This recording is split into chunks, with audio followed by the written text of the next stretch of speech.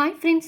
కాశీ అయితే చాలా బాధపడుతూ ఉంటాడు. తన అక్క జోష్నని నమ్మి సర్వం కోల్పోయానని, చాలా పెద్ద తప్పు చేశానని, ప్రాణానికి ప్రాణమైన తన భార్యని పోగొట్టుకున్నానని, కొడుకుతో సమానంగా చూసిన మా మామయ్య గారి ప్రేమను అర్థం చేసుకోలేకపోయాను. నేను నష్టపోయాను అని, చాలా పోగొట్టుకున్నానని గుడి దగ్గర దీనస్థితిలో ఉంటాడు. కాశీని అలాంటి పరిస్థితిలో చూసి కాంచన అయితే తట్టుకోలేకపోతుంది. తన కొడుకుతో సమానంగా చూసుకుంటుంది కాంచన కాశీని. అలాంటిది కాశీ అలాంటి పరిస్థితిలో ఉండడం అస్సలు జీర్ణించుకోలేకపోతుంది. కాశీకి ధైర్యం చెప్పి, నువ్వేం బాధపడకు, అసలు నువ్వు కలవాల్సింది ఇప్పుడు స్వప్నని కాదు. నువ్వు స్వప్నని కలిసి ఉండాలంటే మునుపటిలాగా మీ ఇద్దరూ సంతోషంగా కలిసి కాపురం చేసుకోవాలి అంటే నేను చెప్పినట్టు వింటానని మాట ఇవ్వు కాశీ అనగానే, నువ్వు నా కన్నతల్లి లాంటి దానివి, నువ్వు చెప్పినట్టే వింటాను అత్త. నేను అసలు ఇంకొకసారి ఎప్పుడు ఇలాంటి చెప్పుడు బుద్ధి, అలాగే మా అక్క మాటలు అస్సలు వినను, ఇలా ఎప్పుడు కూడా బిహేవ్ చేయను అని చెప్పి కాశీ అయితే అంటూ ఉంటాడు. ఇలా నేను ప్రవర్తించినందుకు నా మీద నాకే అసహ్యంగా ఉంది, కానీ నేను చేసిన తప్పుని ఆ స్వప్న ఒక్కసారి క్షమిస్తే చాలు, నేను ఇంకా ఈ లైఫ్లో ఎటువంటి తప్పులు చెయ్యను అని చెప్పేసి కాశీ కాంచనకైతే మాటిస్తాడు. అయితే నేరుగా కాశీని తన ఇంటికే తీసుకువెళ్తుంది కాంచన. ఇంటికి తీసుకువెళ్ళిన తర్వాత దీపా కార్తిక్ హాస్పిటల్లో టెస్టులు అవన్నీ చేయించుకొని తన తల్లిని కాపాడుకోవడం కోసం దీప ఆ టెస్ట్ శాంపిల్స్ అయితే ఇచ్చేసి ఇంటికైతే వస్తుంది. ఆ టెస్ట్ శాంపిల్స్ ఏమవుతాయో అని చాలా టెన్షన్ పడుతూ ఉంటుంది దీప. ఇందులో టెన్షన్ పడడానికి అవసరం ఏముంది దీప, నువ్వు ఎలాగో తన కన్న కూతురివి కాబట్టి టెస్ట్ శాంపిల్స్ ఖచ్చితంగా మ్యాచ్ అవుతాయి, ఆపరేషన్ జరిగి తీరుతుంది, అత్తకు ఎటువంటి ప్రాబ్లం ఉండదు అనగానే, శాంపిల్స్ మ్యాచ్ అవుతాయి బావా, కానీ నా అనుమానం అది కాదు. ఇప్పుడు ఆపరేషన్కి ఆ శాంపిల్స్ మ్యాచ్ అయ్యాయని మనం ఎలా చెప్పగలం, అది ఎలా చేయగలం అని చెప్పి అంటూ ఉంటుంది దీప.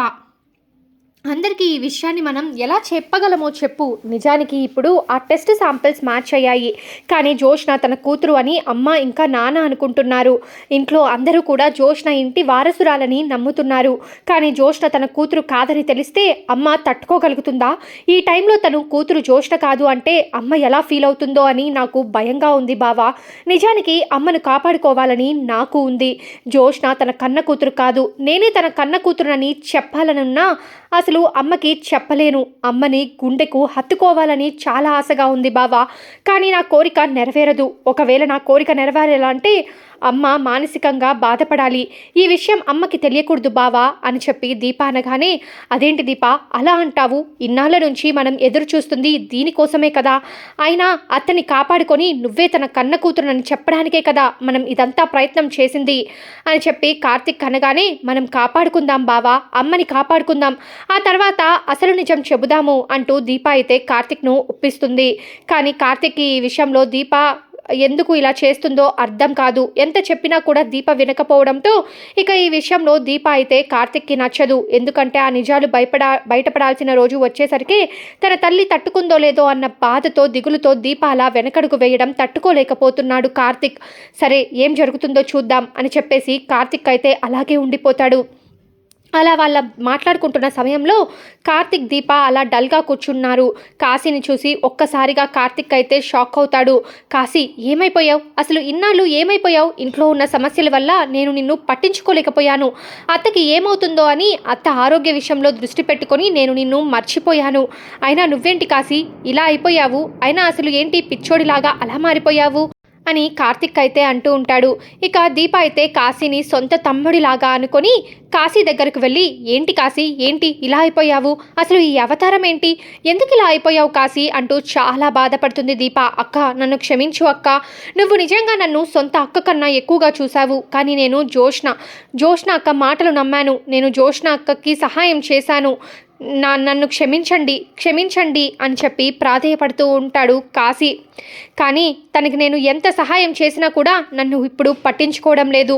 ఆల్రెడీ మా అక్క జోష్న గురించి నాకు తెలిసి కూడా తనకి సహాయం చేశాను చూడండి, ఇప్పుడు నేను నా భార్యని అలాగే దేవుడు లాంటి మామయ్యని దూరం చేసుకున్నాను అని చెప్పి బాధపడుతూ ఉంటాడు కాశీ. అయినా కూడా నువ్వు మళ్ళీ జోష్న మాట ఎలా నమ్మావు కాశీ అంటూ కార్తిక్ దీప అయితే అడుగుతారు. నేను నిజంగా బుద్ధి గడ్డి తిన్నాను. అసలు నేను చాలా పెద్ద తప్పు చేశాను. ఎంత పెద్ద తప్పు చేశానో నాకు అర్థమయ్యేసరికే నా చుట్టూ ఉన్న నా వాళ్ళంతా నాకు దూరం అయిపోయారు. ఆఖరికి నాన్న కూడా నన్ను పట్టించుకోవట్లేదు. నేను ఏమైపోయాను అన్న విషయం కూడా తను ఒక్కసారి కూడా ఫోన్ చేసి అడగట్లేదు అంటూ అనగానే, అసలు మావయ్య ఎలా ఉన్నాడో ఎక్కడున్నాడో మనకు కూడా తెలియదు. అసలు మావయ్య అంటూ అనగానే, బావా ఇప్పుడు కాశీకి అవన్నీ ఎందుకు అనగా తెలియాలి దీప, మామయ్య గురించి, దాసు మామయ్య గురించి కాశీ తప్పుగా అర్థం చేసుకుంటున్నాడు. అసలు దాసు మామయ్య ఎలాంటి పరిస్థితిలో ఉన్నాడో కాశీకి తెలియాలి కదా అంటూ కార్తిక్ అనగానే, ఏంటి ఏమైంది బావా, మా నాన్నకి ఏమైంది అని చెప్పి కాశీ అడుగుతాడు. మీ నాన్నకి ఏమైందో మాకు తెలియదు, కానీ మామయ్యని ఖచ్చితంగా జోష్నే కిడ్నాప్ చేసి ఉంటుంది. జోష్నతో నీకు ఆల్రెడీ మంచి రిలేషన్షిప్ ఉంది కాబట్టి నువ్వు ఏదో ఒకటి చేసి మీ నాన్నని కాపాడుకోవాలి అని చెప్పి కార్తిక్ అయితే అంటాడు. దీప కాశీని జోష్నాని ఎలా నమ్ముతుంది, కాబట్టి ఇప్పుడు ఎవరూ లేరు తనకి అని అనుకొని తను ఖచ్చితంగా తన అవసరానికి వాడుకోవడానికైనా కాశీని దగ్గరికి తీసుకుంటుంది. ఇక ఆ విషయంలో మనం అలా దగ్గరయ్యి కాశీ ద్వారా దాసు మావయ్యని కాపాడితే బెటర్ అని నేను అనుకుంటున్నాను అని కార్తిక్ అనగానే, అవును బావా, నువ్వు చెప్పే ఆలోచన కూడా నిజమే అంటూ ఉంటుంది దీప. అంటే అక్క, మరి జోష్న ఇప్పుడు నన్ను నమ్ముతుందంటావా అని కాశీ అడుగుతాడు. ఖచ్చితంగా నమ్ముతుంది. అన్నీ కోల్పోయానంటూ నువ్వు ఏదో ఒకటి చేసి జోష్నని నమ్మించు. జోష్న దగ్గరే ఉంటూ ఏదో ఒకటి చెయ్యి అంటూ జోష్న దగ్గరికి వెళ్ళడానికి కావాల్సిన ప్లాన్ అంతా కూడా కార్తిక్ దీప అయితే చెప్తారు.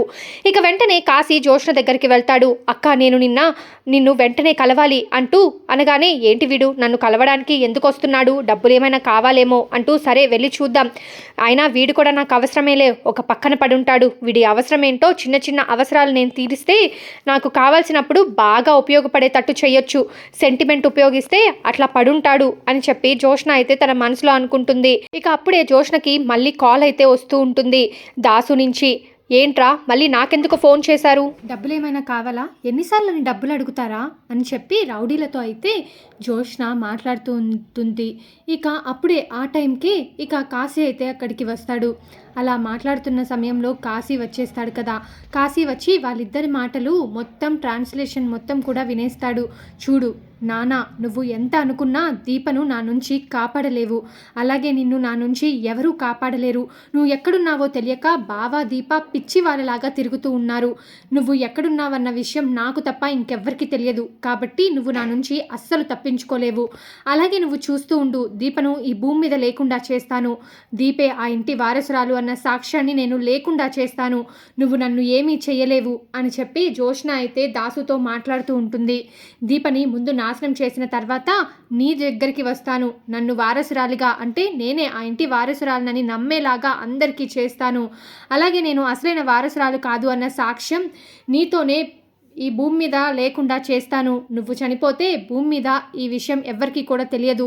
గ్రానీకి ఒక్కటే తెలిసినా గ్రానీ ఎలాగో నా క్షేమమే కోరుకుంటుంది, కాబట్టి నువ్వేమీ నన్ను చేయలేవు అని చెప్పి దాసుతో అయితే అంటూ ఉంటుంది జోష్న, నువ్వు చాలా పెద్ద తప్పు చేస్తున్నావు. నువ్వు ఇంకా పెద్ద తప్పు చేసి నీ జీవితాన్ని నువ్వే నాశనం చేసుకుంటున్నావు.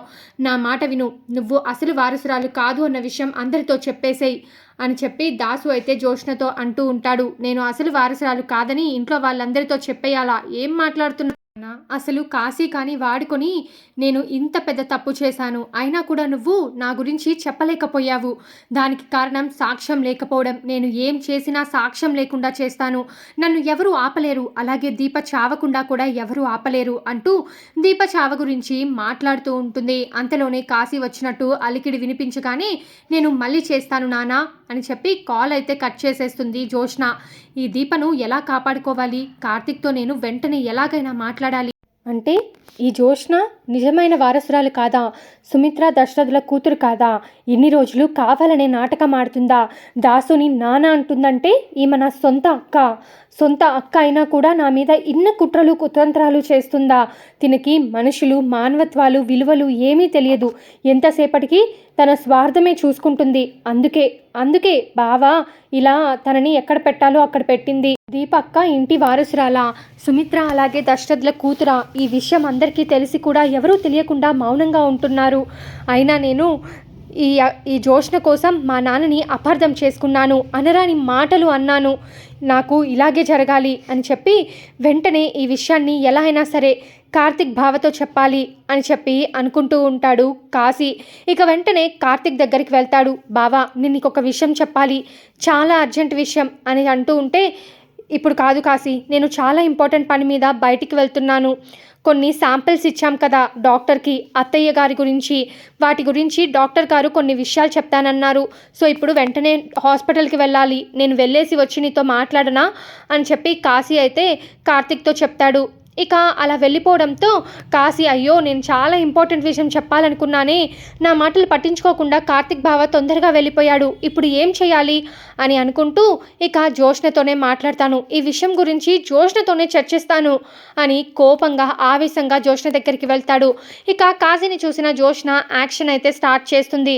తమ్ముడు, ఎలా ఉన్నావురా, ఎక్కడికి వెళ్ళిపోయావురా ఇన్ని రోజులు, నువ్వెక్కడికి వెళ్ళిపోయావా అన్న దిగులుతో నేను ఎంత బాధపడ్డానో తెలుసా, నీకోసం ఎన్ని చోట్ల వెతికానో తెలుసా, అయినా ఆ దీపా బావ నిన్నేమన్నా పట్టించుకుంటున్నారా, పోతే పోయాడులే అని వదిలేశాడు. నీ భార్య స్వప్న కూడా నిన్ను ఇంట్లో నుంచి గెంటేసింది, అలాగే శ్రీధర్ మామ కూడా నిన్ను బయటికి పంపించేశాడు కదా, ఇలా అందరూ నిన్ను కట్టుకొని బయటికి పంపించేసి నీ మీద కక్ష సాధిస్తున్నారు, కానీ నేను మాత్రం అలా కాదురా, నువ్వు నా తమ్ముడివిరా అని చెప్పి జోష్న అంటూ ఉంటే, ఆపు నీ డ్రామాలు, నువ్వు మాట్లాడే మాటలన్నీ కూడా నేను విన్నాను.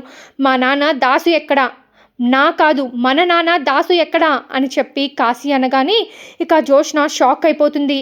ఏం మాట్లాడుతున్నావు తమ్ముడు నువ్వు, అవునులే నీకు నాన్న అయితే నాకు కూడా నానే కదా, అలా మాట్లాడుతున్నావా, నాకేం తెలుసు తమ్ముడు, ఎక్కడున్నారో నాకు తెలియదు అని చెప్పి జోష్న అంటూ ఉంటే, నోర్మోయ్, అబద్ధాలు చెప్పకు, నేను నీ మాటలన్నీ కూడా విన్నాను, అన్నీ వినే నేను మాట్లాడుతున్నాను, ఆధారాలతో సహా నా దగ్గర అన్నీ ఉన్నాయి, నిజం చెప్పు, మా నాన్నని ఎక్కడ దాచిపెట్టావు, ఏం చెయ్యాలనుకుంటున్నావు, దీపావదినని ఈ భూమి మీద లేకుండా చేస్తావా, నీకు ఎంత ధైర్యం, నీ ఆలోచనలు కుట్రలు ఎవరికీ తెలియదనుకుంటున్నావా, అన్నీ తెలుసుకున్నాను, ఈరోజు అన్నీ బయట పెట్టేస్తాను అని చెప్పి కాశీ అంటూ ఉంటే, తమ్ముడు, నువ్వు నా రక్తం పంచుకొని పుట్టిన తమ్ముడివి, నా మాట వింటావని అనుకుంటున్నాను, ఇదంతా చేసింది నేను మన కోసమే, ఇప్పుడు కనుక నువ్వు నిజం ఈ ఇంట్లో వాళ్ళకి చెప్పావంటే ఇక అంతే సంగతులు, చెప్పద్దు తమ్ముడు, చెప్పద్దు, ప్లీజ్ తమ్ముడు, నీ కాళ్ళు పట్టుకుంటాను అని చెప్పి ఫస్ట్ జోష్న అయితే బతిల్లాడడం స్టార్ట్ అవుతుంది. కానీ ఎంతసేపటికి కాశీ అయితే అస్సలు ఒప్పుకోడు. ఇక ఏం చేస్తుందో తెలుసా, ఎంత చెప్పినా నువ్వు వినవా, సరే నువ్వే చెయ్యి, చెప్పేసేయ్, నేను ఇక ఒప్పేసుకుంటాను, నేను ఇంటి వారసురాల్ని కాదు అని చెప్పేసి అంటూ ఉంటుంది. ఇక సరే అని చెప్పి కాశీ వెళ్ళబోతూ ఉంటే వెనకాల ఒక రాడ్ తీసుకొని ఇక కాశీ తలపైన కొట్టేస్తుంది. ఇక కాశీ స్పృహ తప్పి కింద పడిపోతాడు. నేను ఎన్ని చూశాను రా నీలాంటి వాళ్ళని, నీ తండ్రినే కొట్టి కిడ్నాప్ చేసిన దాన్ని, నిన్ను కిడ్నాప్ చేయడం ఒక లెక్క, ఇద్దరూ ఒకే చోట పడుండండి, అప్పుడు కానీ మీకు బుద్ధి రాదు, నా గురించి నిజాలు బయట చెప్పాలని చూస్తారా, నా స్వార్థం కోసం, ఈ ఆస్తి కోసం ఏమైనా చేస్తాను అని జోష్న అనుకుంటుంది.